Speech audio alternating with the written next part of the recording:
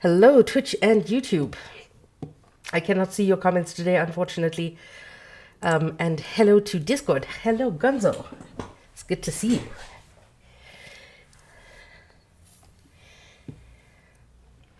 So, yeah, everybody, make sure that you have some water. I don't know if I have tea.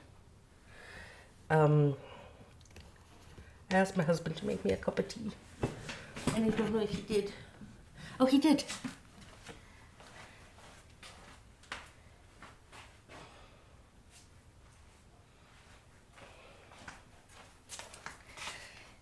I have tea. Okay.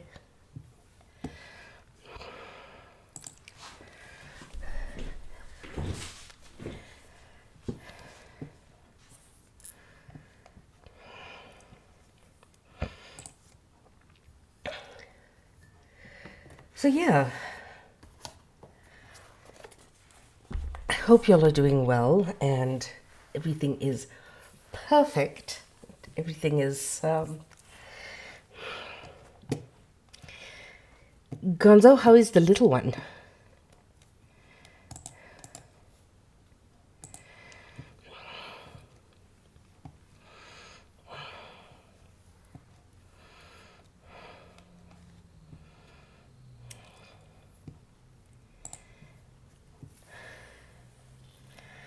Okay, I can now see comments from Twitch and YouTube. Thank goodness. So we are starting a new book today. Arundhati Roy's The Architecture of Modern Empire. And for Twitch and YouTube, it is here.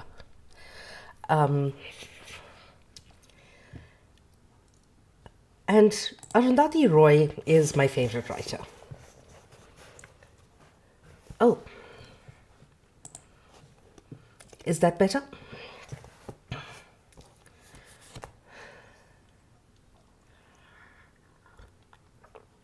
Hi, B.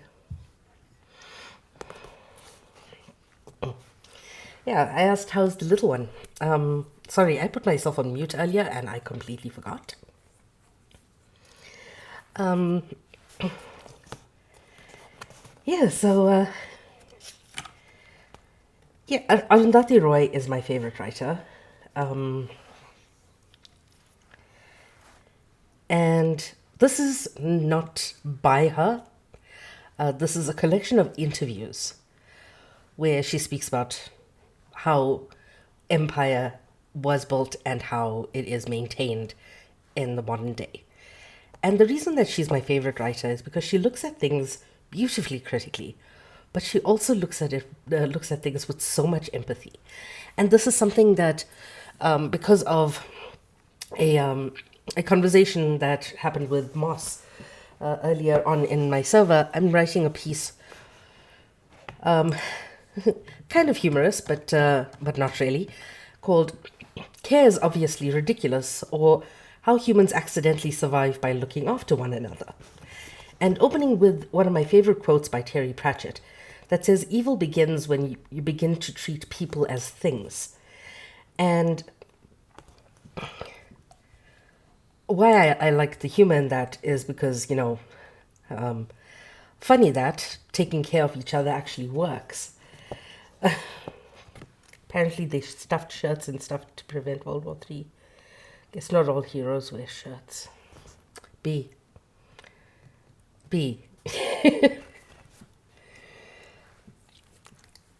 So Roy looks at the human condition and the political conditions and economic conditions with a lot of empathy and with humans at the center of everything she writes about. She's not writing to defend economic systems. She's not writing to defend political systems. She is writing to defend people as a collective. And especially her people in India. And she's written about Kashmiri freedom and freedom for people who are considered untouchable through the caste system, Dalit people. So yeah, she's phenomenal in her writing, and her turn of phrase is beautiful. Just before we begin with chapter 1, there's no introduction. Just note that I have a $270 goal. Unfortunately, I know it is quite high, but yeah, if you can go through to the pay links in my link tree, except UB, please do, and help me out, because I do all of these readings for free. All right, we start on page 1, chapter 1. And if you want a copy of this book, I will put it in the server, but nobody has asked me yet, so I haven't downloaded it yet. Chapter 1, Knowledge and Power.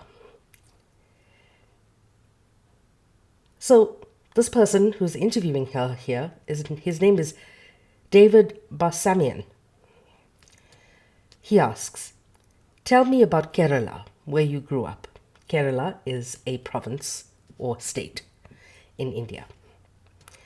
It's a singular place in India for many reasons. It's multi-religious, has a high rate of literacy, and has been relatively free from all kinds of sectarian violence that plague other parts of the country. Her first novel is set in Kerala, that first novel being The God of Small Things. Roy answers, Kerala is a place where great religions coincide. You have Christianity, Hinduism, Islam, and Marxism. She laughs. They all rub each other down and metamorphosize into something new. Politically, Kerala is quite volatile.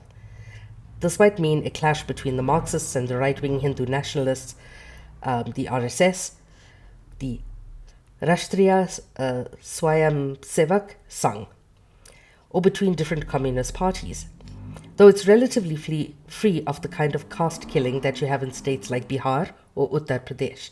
My family is from Uttar Pradesh. When I first came to North India, it was almost like visiting a different century. Thank you very much.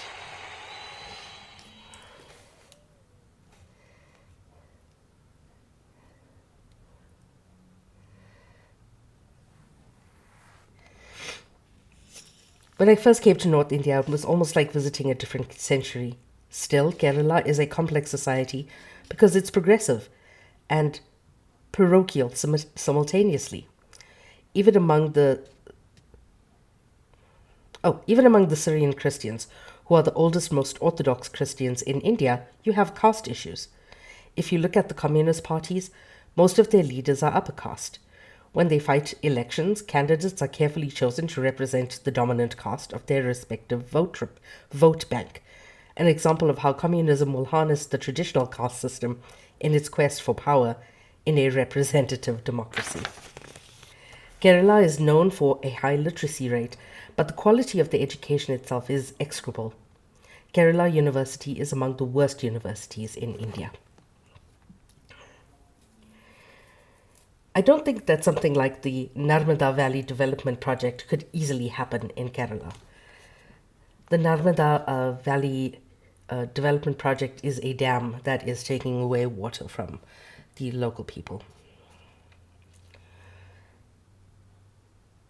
That kind of mass injustice, the eviction of hundreds of thousands of people, might be hard to pull off. On the other hand, the first thing EMS Namboodiripad did when he came to power as the head of the first democratically elected communist government in the world was to get Birla, the big industrial group, to set up a huge rayon factory in Calicut. In the past 30 years, the factory has denuded the bamboo forest, poisoned the Chalia River, and polluted the air. There is a high incidence of cancer among local people and factory workers. The factory is Kerala's biggest private industry, and Kerala, being Kerala, has 13 trade unions. In the name of employing 3,000 people, it destroyed the livelihood of hundreds of thousands who lived on these natural resources. Fishermen, bamboo workers, sand quarriers. These don't qualify as workers in the Communist Dictionary. The government and courts did nothing about it. Eventually, the factory closed down on its own because it had finished off all the raw material there and needed to move elsewhere. Because Kerala is so riven with internecine politics, I don't know how to say that word, everybody disagrees with everyone else. There are hundreds of factions, and eventually everything remains frozen in a sort of political rigor mortis.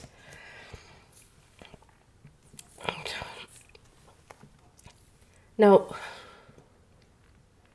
that kind of life, when you have a communist party that is reactionary to everything going on around them, you're not going to have real change. Question. What is the status of women generally in Kerala? Is it different from the rest of India given the high levels of education? She answers, I know that people say that fertility rates have dropped in Kerala because of literacy. It's probably true. But you only have to watch Malayalam cinema to feel sick to your stomach at the way women are treated and the way they behave. When I was a child, every film I saw had a heroine being raped. Until I was about 15, I believed that every woman does get raped. It was just a question of waiting for yours to happen. Oof.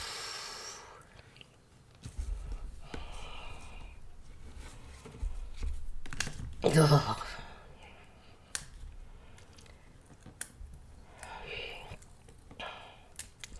That was the kind of terror that was inculcated in young girls. And as a survivor myself, I honestly believe that too. My mother is well known in Kerala because in 1986, she won a public interest litigation case challenging the Syrian Christian inheritance law that said that women can inherit 1/4 of her father's property or 5,000 rupees, whichever is less. The Supreme Court ruling in her case gave women equal inheritance with retrospective effect from 1956. But actually, no woman go to court to claim this right. Everyone said, you can't have it going back to 1956 because the courts would be flooded with complaints. It didn't happen. The churches had will-making classes. They taught fathers how to disinherit their daughters.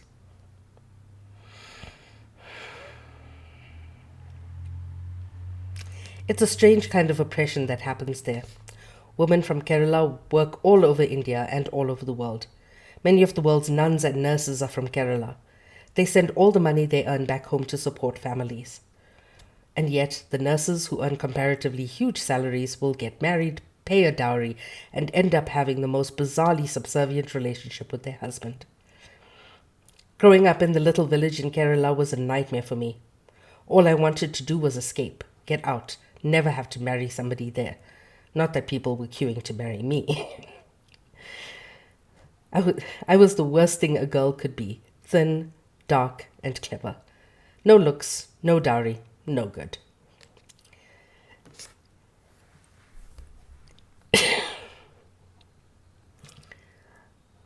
Let me not get into the colorism. Not yet, at least. Question. Your mother, Mary, also broke the unofficial love laws.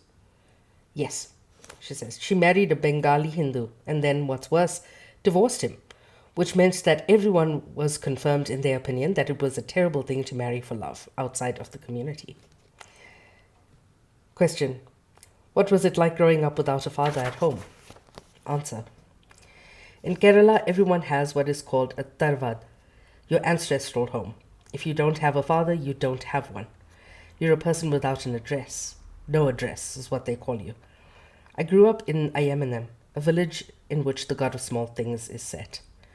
Given the way things turned out, it's easy for me to say I thank God that I had none of the conditioning that a normal middle-class Indian girl would have. I had no father, no presence of this man looking after us and beating or humiliating our mother occasionally in exchange. I had no caste, no religion, and absolutely no supervision. It was made very clear to me early on by everyone around me that I would not be given the protection that other children around me had. Anything could have happened to me. I could have gone under, but I didn't. I had a vantage point from which to watch what's going on now. I'm not rural, not urban, not completely traditional, nor wholeheartedly modern. I grew up in a village. I saw rural India at work, and yet I had the advantage of having an education. It's like being at the top of the bottom of the heap, without the blinkered single-mindedness of the completely oppressed, nor the flabby indulgence of the well-to-do. I like that, the flabby self-indulgence. There must be few girls in India whose mothers say, whatever you do, don't get married. Don't sleep with a man until you're financially independent. It was sound advice, not that I listened. When I see brides all dressed up for the sacrifice, it gives me a rash. I find them ghoulish, almost. I find that whole thing means in India, what that whole thing means in India so frightening. To see this decorated, bejeweled creature willingly, happily entering a life of permanent subjugation.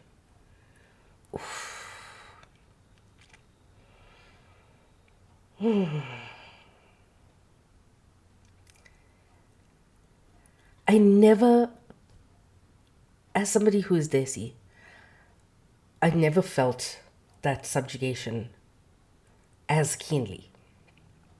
My cousins definitely did. I find marriage in an Indian society means that you give up your dreams.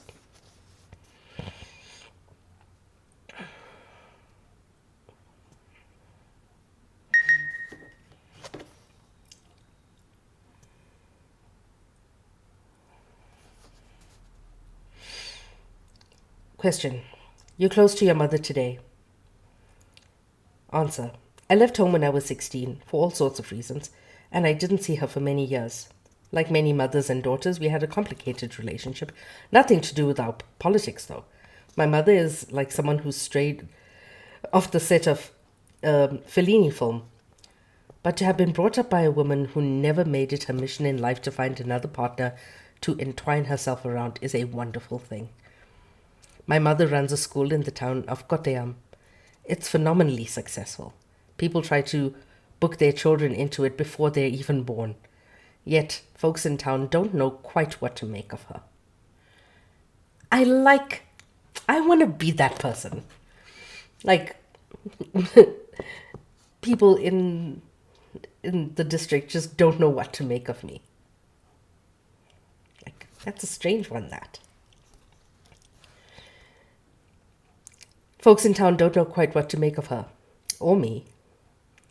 The problem is that we're both women who are unconventional. At least, the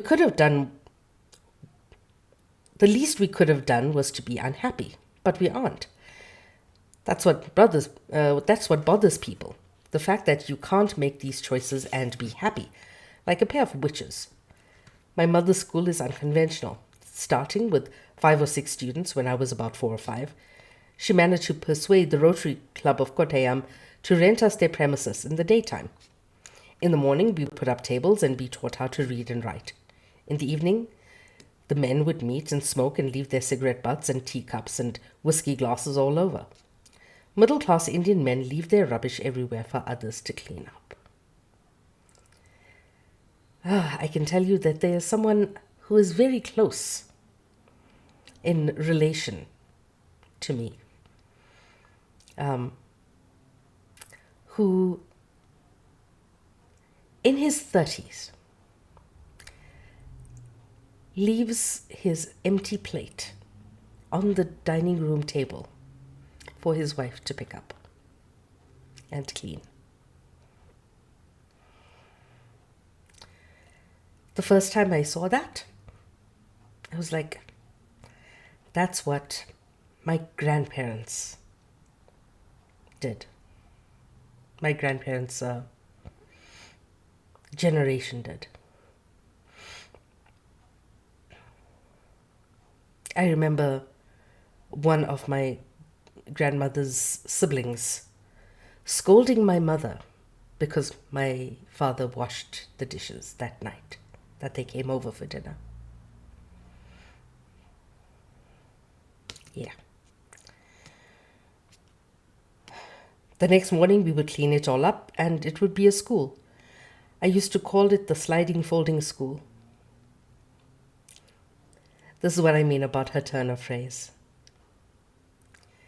One of the most beautiful things that she writes in The God of Small Things is this motif that runs throughout the book about the smell in the air of old roses on a breeze. And it runs throughout. The sliding folding school. Her words have feeling to them.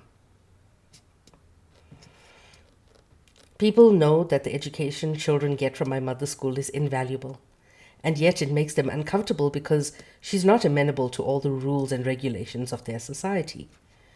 Now it's complicated even further by what has happened to me since The God of Small Things was published. I was the first student from her school. In a way, she's vindicated, like a B-grade film script. Suffering, belief, and hard work, and then beautiful retribution. You can't imagine that something like this could happen. The way we were treated by the town, the way things were when I was a child, compared to now. Even the book, people don't know how to deal with it. They want to embrace me and to say that this is our woman, yet they don't want to address what the book is about, which is their society and intrinsic callous brutality.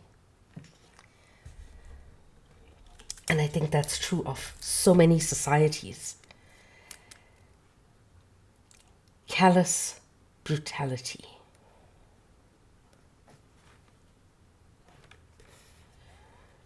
They have to find the ways of filtering out the parts they don't want to address. They have to say it's a book about children, something like that. It is a book about 3 kids in Malayalam, in Kerala.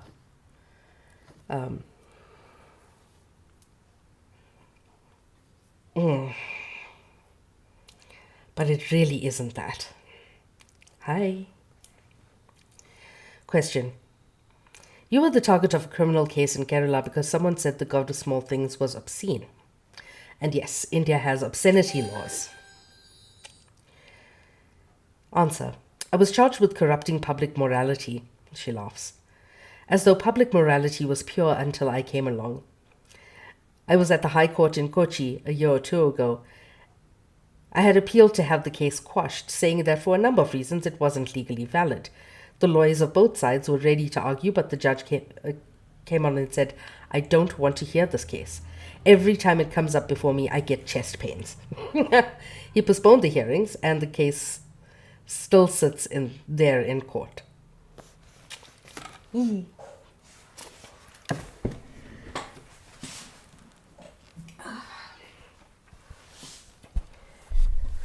Thank you so much, kindness.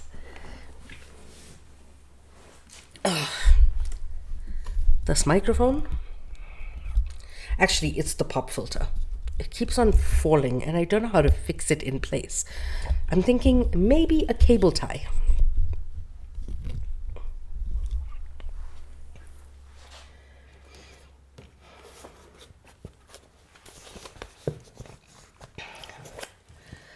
Let me make sure that my face is visible on Twitch and YouTube. Because the last time I had the microphone in front of my face accidentally. Just by the way, what I have in my background right now that you can see on Twitch and YouTube is a Palestinian flag, the only Palestinian flag made in Palestine. It is from a company called Herbawi. You could go to kufia.org and get it. It is part of their Sumud Stories collection, and it is literally the only Palestinian flag made inside Palestine. And while you're there, you can get a kufia.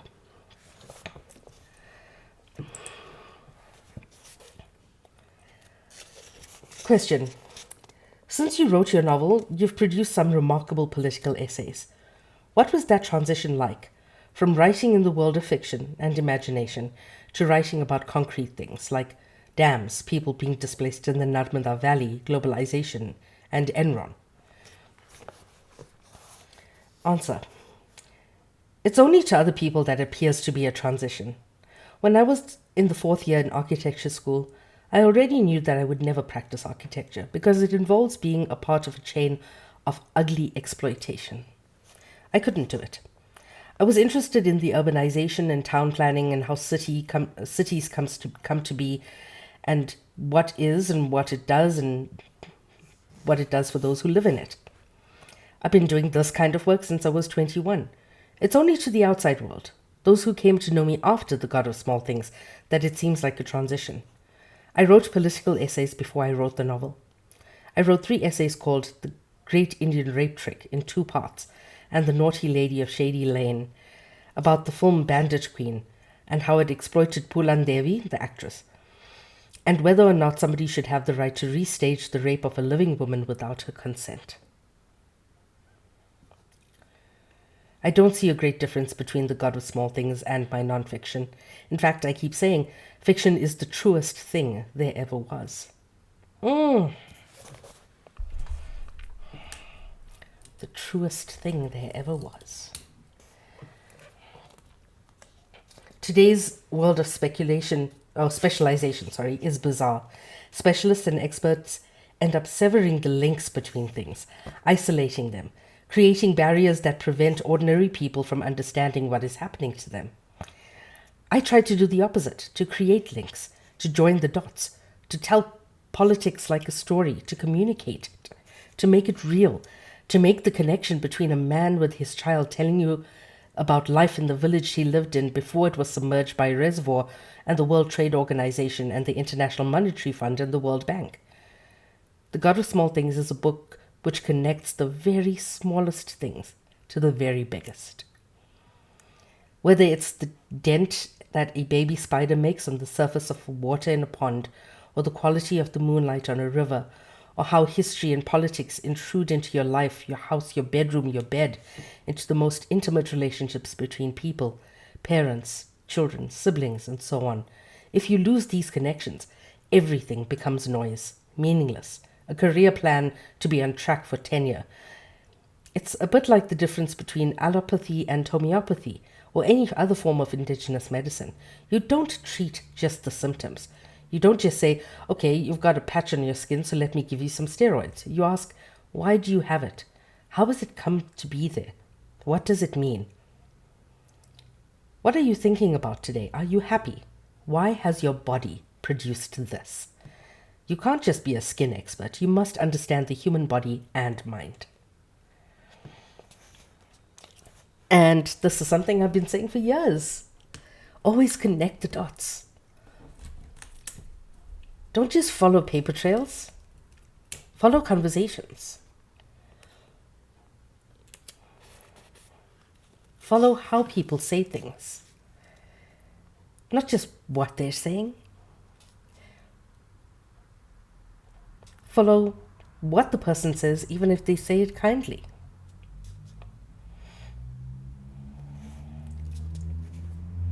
Because often, that's greater violence. When somebody is advocating for your oppression in a nice and kind manner. Look at how everything is interlinked. That's why I say look at intersections of oppression and privilege and how they interact with each other.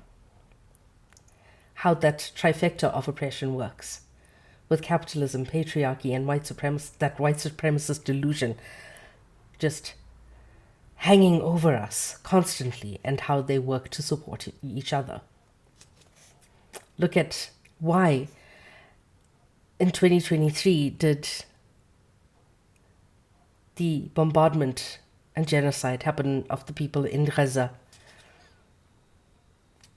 Because the Suez Canal was no longer going to be a private thing for people to exploit, for the West to exploit. So best time to exploit the opportunity to create the Ben Gurion Canal, right?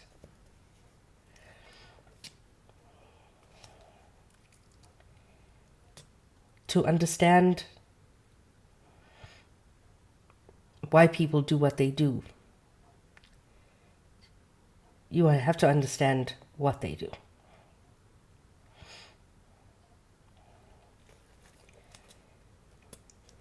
Question. You've talked about the colonization of knowledge and control and Brahman-like castes that builds walls around it. What do you think the relationship should be between knowledge and power and politics? Answer. All over the world, today, people are fighting for the right to information. The organizations that control it, the World Trade Organization, the IMF, the World Bank, operate in complete secrecy.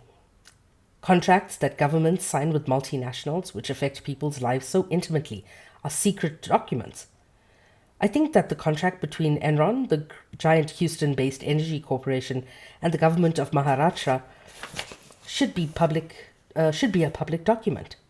It's the biggest contract ever signed by the Indian government, guaranteeing this one corporation profits that add up to more than 60% of India's rural development budget. Why is it a secret document? Who is the government to sign away its public buildings as collateral? The government holds everything, whether it's natural resources or the Rashtrapati Bhavan, the president's residence in New Delhi, in trust for the people that it represents. It cannot sign these things away. That contract must be made public. It's one aspect of the relationship between knowledge and power.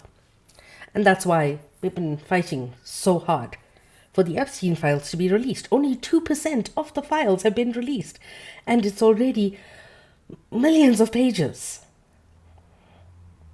Granted, entire sections of the document are just one page with a check, like from a checking account, and who this person paid, when, and whatnot. But we've been fighting. Only 2% was released, and heavily. Oh, finally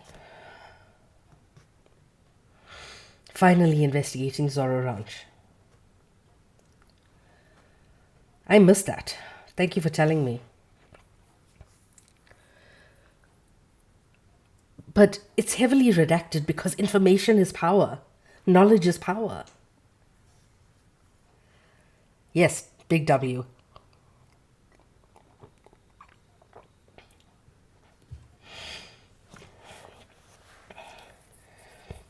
But there's a more insidious aspect.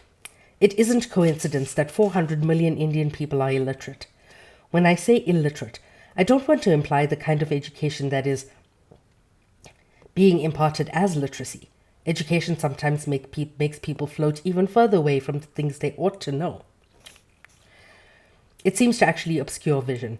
The kind of ignorance that people with PhDs display is unbelievable, and I agree with her completely.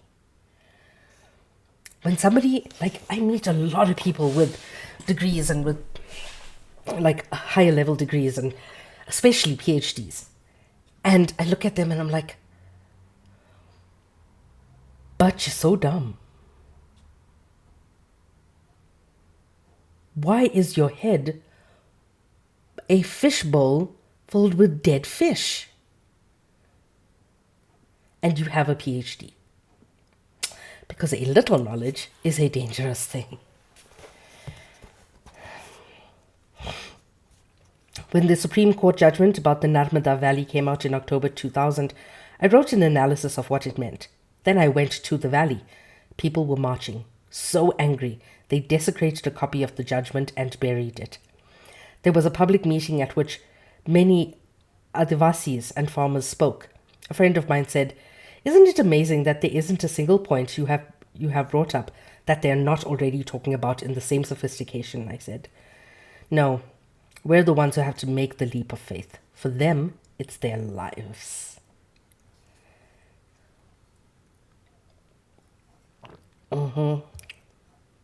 I expect subpoenas and warrants.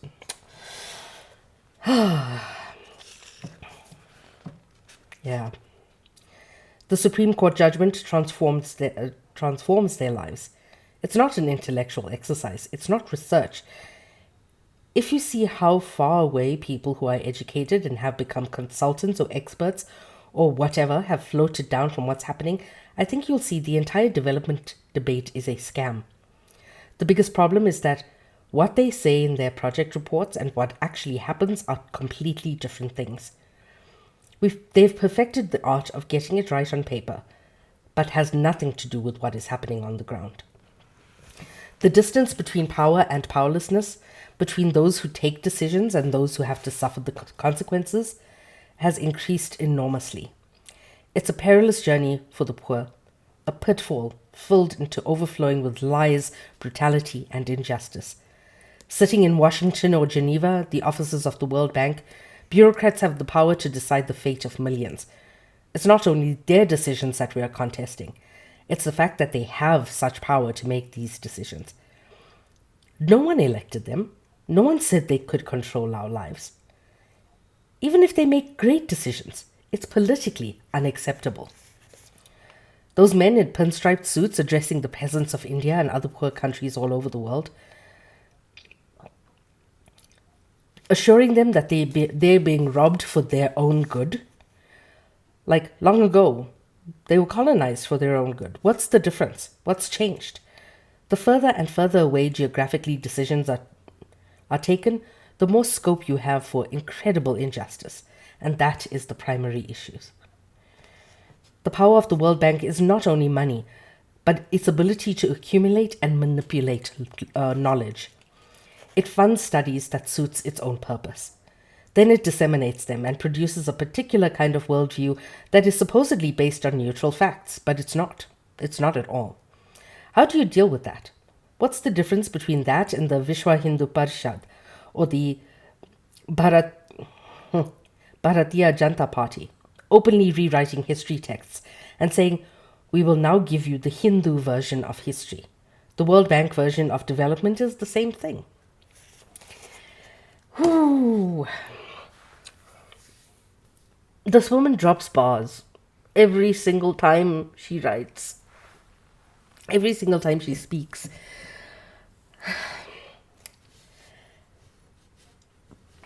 When decisions are taken on millions of people's lives without their consultation, this is what you get. And just yesterday, that woman said, the healthcare prices are increasing in the US to encourage people to have healthy lifestyles so that they don't have to go to the doctor. Like bullying people into a healthy lifestyle.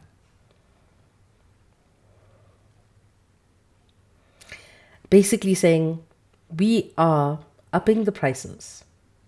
Not for our benefit. No, not for record profits or whatever, but for your own good. We're doing this for you.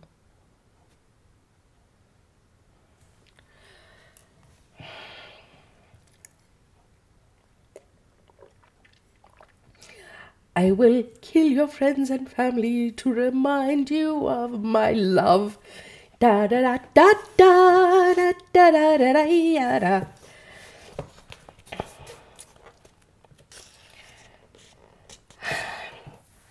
Same thing.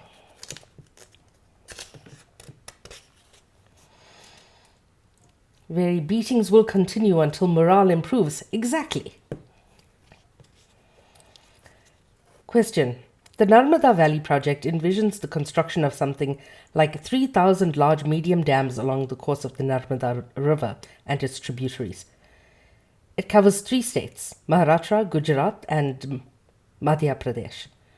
There has been a resistant movement to what was originally a World Bank scheme. The World Bank has now withdrawn from the project, and the government of India has taken it over. Tell me about the Narmada Bachan Andolan and the Save the Narmada movement. The remarkable thing about the NBA is that it's a cross-section of India. It is the Adivasis, the upper caste big farmers, the Dalits, the urban middle class. It's forging links between the urban and rural, between farmers, fishermen, writers, painters, lawyers. That's what gives it such phenomenal strength. When dam proponents in India say, these middle class people, they're against development and they're exploiting the illiterate farmers and Adivasis, it makes me furious. After all, the whole Narmada Valley development project was dreamed up by the middle class mind. Middle class urban engineers designed it. You can't expect the critique just to be rural or Adivasi. People tried to delegitimize the involvement of the middle class, saying, how can you speak on the behalf of these people? No one is speaking on behalf of anyone. The criticism of the middle class dam opponents is an attempt to isolate the Adivasis, the farmers, and crush them. After all, the government policy documents aren't in Hindi or Bilali, and the Indian Supreme Court does not work in Hindi or Bilali. The NBA is a fantastic example of a resistance movement in which people link hands across caste and class. It is India's biggest, finest, most magnificent resistance movement since the independence struggle succeeded in the 1940s. There are other resistance movements in India. It's a miracle they exist, but I fear for their future. When you travel from India to the West, you see that the Western notion of development has to do with the lack of imagination, the taming of the wilderness, of the human soul, an inability to understand that there is another way to live. I say this so often. There's no imagination in colonization. And it's not just that they name a river Stone River. Yes. There's a river in South Africa called Kliprivier, which means Stone River. It's not just that. It's the lack of imagination lies in the inability to imagine any other way of living but an exploitative one. Question. Esther, one of the characters in your novel, walks along the banks of the river that smelt of shit and pesticides brought with World Bank loans. That's not so much a question, but she answers. When I first met activists from the NBA, they told me, we knew that you would be against big dams and the World Bank when we read The God of Small Things. I never had that kind of reading before. In India, the whole pesticide issue is unbelievable. The Green Revolution, bringing canal irrigation, bore wells, and chemical pesticides and fertilizer, has now led to serious problems. After a point, the productivity of the land begins to diminish. That has started happening in places like Andhra Pradesh, where farmers have been forced to abandon traditional farming and grow cash crops. Now that move has backfired because of the important import of food grains under the WTO rules. Hundreds of farmers in Punjab and Andhra Pradesh are committing suicide because of their growing debt. They have to invest more and more in pesticides and fertilizers. Pests have grown resistant to the chemicals. Farmers have to make large capital investments to force a little bit of their productivity out of these dead lands. They end up killing themselves by drinking pesticides.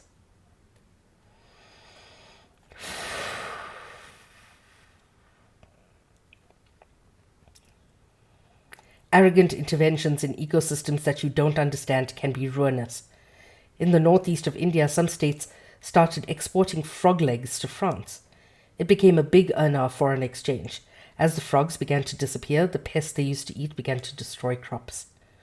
The states having to buy pesticides with World Bank loans eventually cost more than the money they make by exporting frog legs.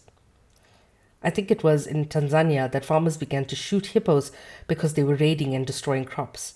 When the hippos disappeared, so did the fish in the river. Later, they discovered these fish used to lay their eggs in the crap of the hippos.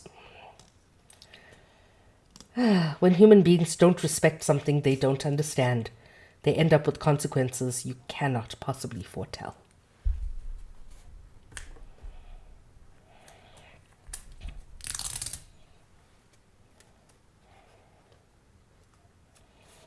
Yep, everything is interlinked.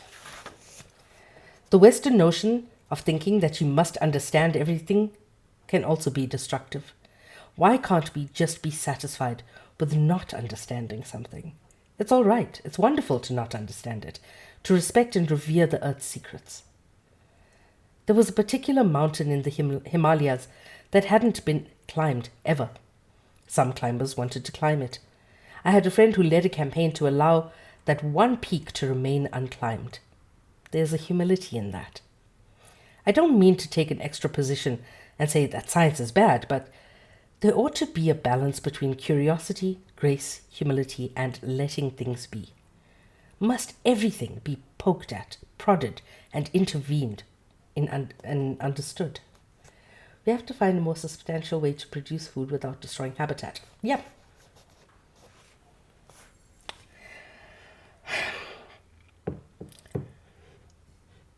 That idea of not understanding something. I'm terrified of the sea. I am absolutely terrified of the sea.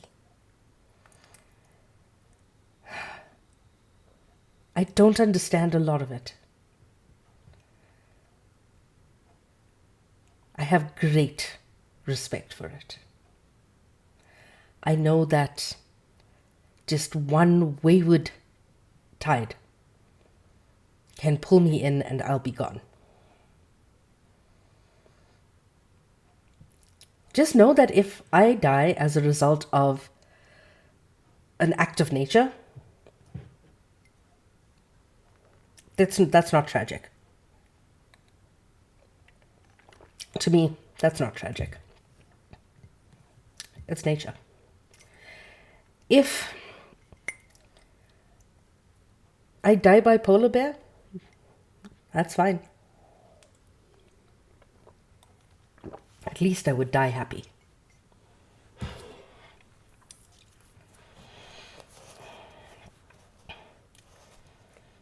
Sometimes things don't need to be understood.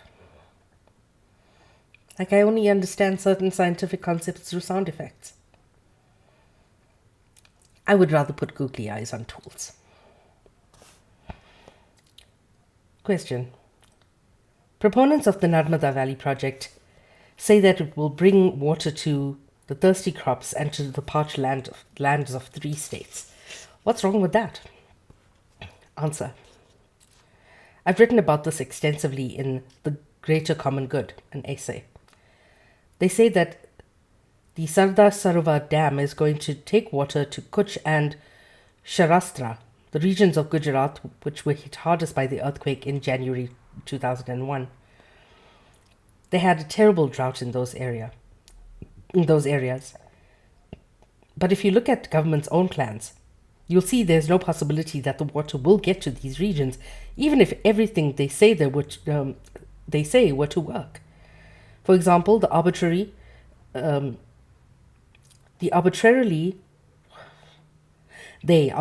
assume an irrigation efficiency of 60%. No irrigation project has ever been more than 35% efficient in India. Kutch and Saurashtra are right at the tail end of this canal system, but all the politically powerful areas are right at the head of the canal. They will take away all the water.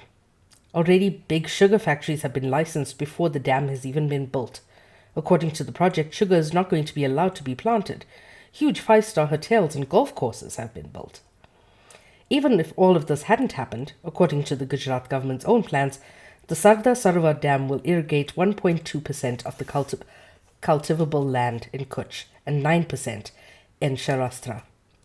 That's forgetting about the irrigation efficiency and sugar factories, and about the fact that rivers close to Kutch and Saurashtra have been dammed and the water is being taken to central Gujarat.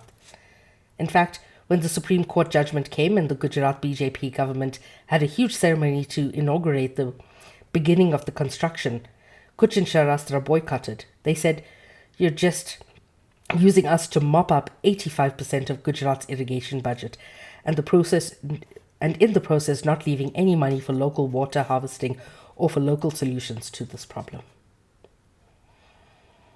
That's one thing. The second is that they don't even ask. Why is there a drought in Kutch and Saurashtra? The reason is that the government has systematically cut down all mangrove forests, mined groundwater indiscriminately, so that there's an ingress of seawater from the coast.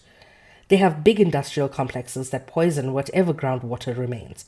The Gujarat government will do nothing at all to control this kind of thing. They want to take water from the Narmada to Kutch and make a political statement. Of course they can, but it will be a circus. an economically unviable political circus, like taking red wine or champagne to Kutch. Narmada is so far away from Kutch and Sharastra that it's no joke to take all the water all the way up through Gujarat. For the price of the Sardar Sarva Dam, you could finance local water harvesting schemes in every single village in the state of Gujarat. Question: what prompted the World Bank to pull out of the project? Answer: the People's Resistance Movement in 1993 and 1994. The World Bank was forced to set up an independent review, sent out a committee under a man named Bradford Morse. The Morse report, which is now kind of a landmark, said in no uncertain terms that the bank should pull out. Of course, the bank tried to cover up the report, sent in another committee and called the Pamela Cox Committee, which tried to say everything's fine, but Morse had agreed that he will do the study only provided that it was an independent report. Finally, the World Bank was forced to pull out. This is unprecedented in the murky history of the World Bank. You see how it works. It's not cloak and dagger. It's suit and tie.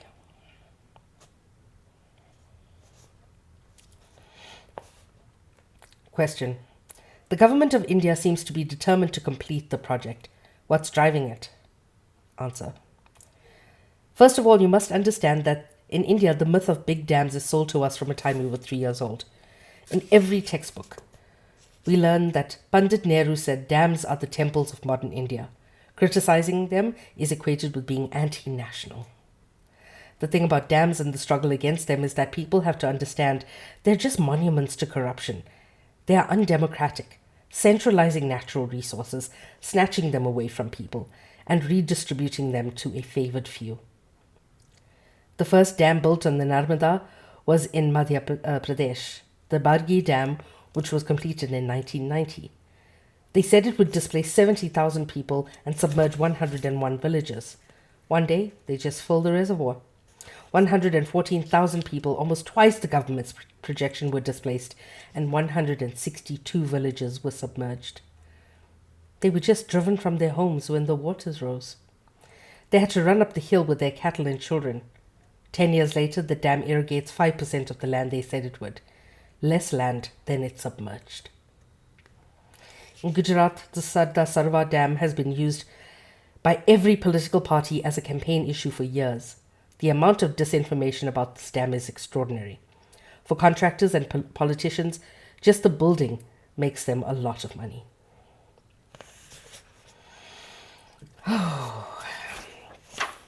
Any questions?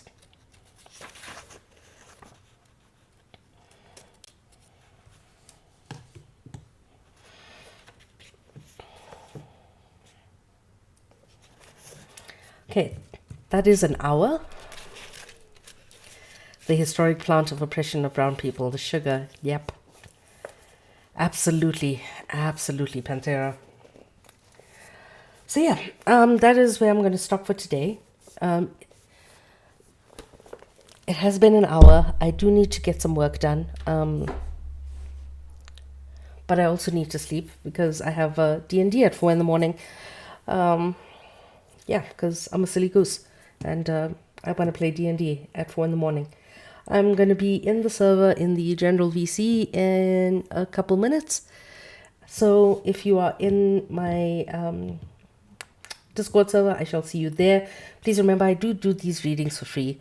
So please, if you can, drop some love into the PayPal link in my bio. And I shall see y'all tomorrow.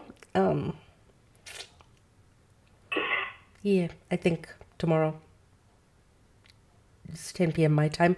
I know that daylight saving has kicked in, and I'm going to have a vote in the chat as to whether I should move the reading an hour earlier. It does mess up my day slightly, though. So let's see what we can do. If I must move it earlier or keep it at this time as a little bit later. Because, yeah, I don't know what to do with daylight saving because it's a silly thing.